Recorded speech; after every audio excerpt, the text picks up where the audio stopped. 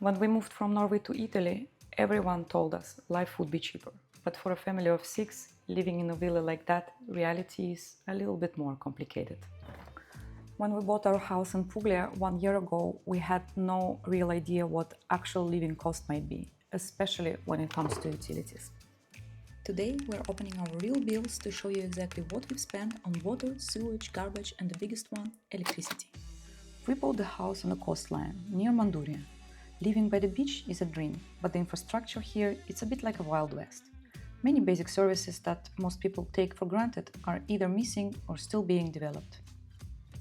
For example, we don't have a fiber internet, we are not connected to the public sewage, and we are still waiting to be connected to public water supply. Because the streets here are private, municipality cannot simply come and install these services. They first need the road to become a public property, and that takes all the owners to agree. Because of this, we've had to find our own solutions. For internet, we had to get Starlink, which cost us 40 euros a month. It works, but it's not as fast or stable as fiber. For sewage, we have a septic tank in the garden. When we bought the house, it wasn't legalized, so we had to renovate and register it. Now we empty it once a year at a cost of 150 euros. For water, we still get it delivered by truck, because we are not yet connected to the public network. We pay 85 euros for 10,000 liters, which lasts our family of 6 about a month. Well, it lasted about a month, until we decided to install a 7,000-liter swimming pool for the kids in the garden. We filled it up, and 2 days later it had sank into the ground because the spot wasn't stable. That month we had to order water twice in 2 weeks.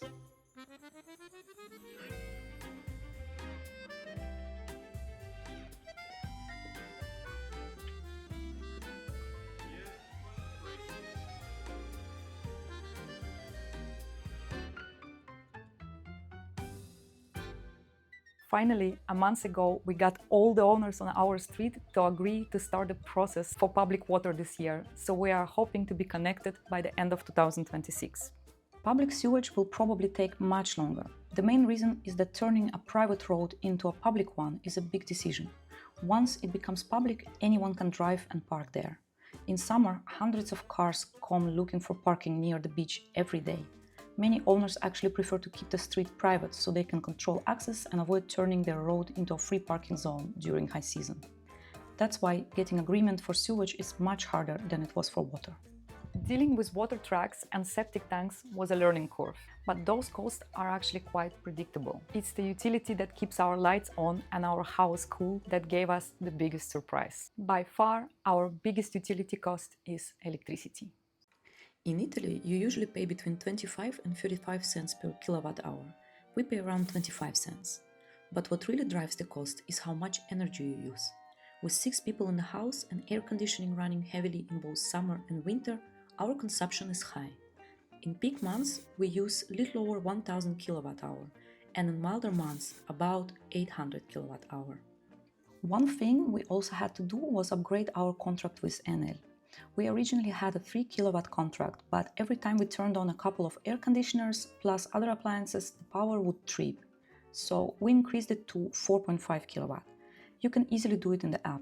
It's much better now, but we still need to be careful. We can't run everything at the same time. Because we upgraded the contract, our fixed monthly fee based on the contracted power is now higher, 30 euros per month. Over the full year, our house consumed a total of 10,000 kilowatt hour. That's much higher than the average Italian family, who usually use between 3,000 and 3,500 kilowatt hour per year.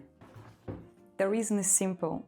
Many Italian families are not using air conditioning as much as we do. They usually cook with gas, and they often heat their homes with fireplaces in winter instead of electric heating. Because we use electric heating and cooling all year round, our numbers are higher. However, here's the important part. We only bought 4,000 kilowatt hour from Enel. The other 6,000 came from our solar panels. That means solar covered more than 60% of everything we used. During the milder months, October, November, April and May, when we didn't need the AC for heating or cooling, we were almost 90% self-sufficient, living almost entirely off solar energy. And on top of that, sometimes our solar panels produce more energy than we actually use, especially during the sunniest hours of the day. When that happens, the extra electricity goes back into the grid and Enel pays us for it. So we are not only saving money by using our own power, but we are also earning a bit back when we produce more than we need.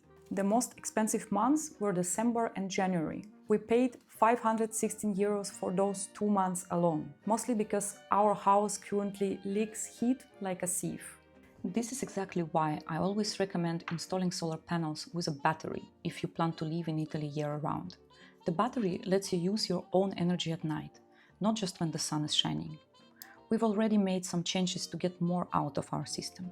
In April, we installed a smart Ariston Vallis water heater and programmed it to heat water during the day when the solar panels are producing the most energy. All our new appliances are energy efficient and we try to be smart with usage. One thing that would help even more is better insulation on the roof and the walls. Right now, the house doesn't hold temperature well, so the ACs must work much harder. We're planning to improve this in future. We're also thinking about adding solar water heater on the roof, and that will make us even more independent from the grid. But while electricity is our biggest ongoing cost, there are a few other regular expenses that stood out to us after moving here. One of them is garbage collection. Here in Puglia, people are actually quite good at sorting waste. When we rented a house in Spain, there was just one big container where everything went. After living in Norway and Germany, where sorting garbage is quite strict, it felt a bit shocking. Here in Italy, we registered our house and received 5 different containers: organic waste, plastic, paper, glass, and a mixed waste. We also got clear instructions and a weekly schedule. Organic waste is collected 3 times a week, paper, plastic and mixed waste once a week, and glass every 2 weeks. You have to put your bins out the evening before, because the trucks sometimes come very early in the morning. If you forget, you usually have to wait another week. It took us 2 months to memorize the schedule, and we still sometimes forget to take out glass, which is painful because then you need to wait another 2 weeks. The rules are quite strict. If the collectors see something in the wrong bin, they sometimes just leave the whole container and don't take it.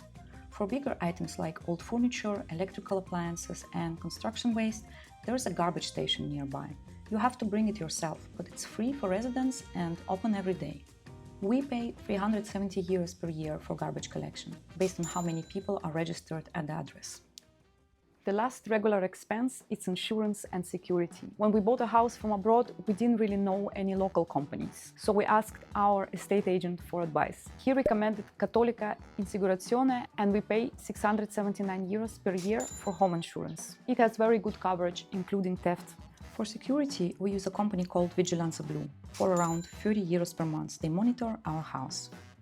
We installed cameras and sensors on the doors and windows, so if someone tries to break in, the alarm goes off and they come very quickly. This is especially useful if we're not living here full time. So those are all the regular expenses we have for the house. In total, we are paying around 369 euros per month for water, sewage, electricity, internet, garbage and insurance. To put this into perspective, I asked my friend in Norway, who also owns a house and has a kid, about their monthly cost for the same things. I was just curious to see if moving to Italy actually saves us money or is just a myth. The results were quite surprising. On the screen, you can see their monthly costs for a 3-person household in Norway. It's already always double the amount we pay. Imagine how that grows for 6-people household. I'm really curious though, how much do you pay for the utilities there where you live? Whether it's another part of Italy or another country.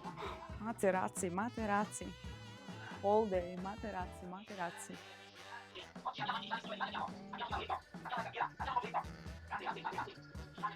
Whether you live in Italy or other country, drop your city or country in the comments along with your monthly cost. It will be interesting to see how it compares worldwide.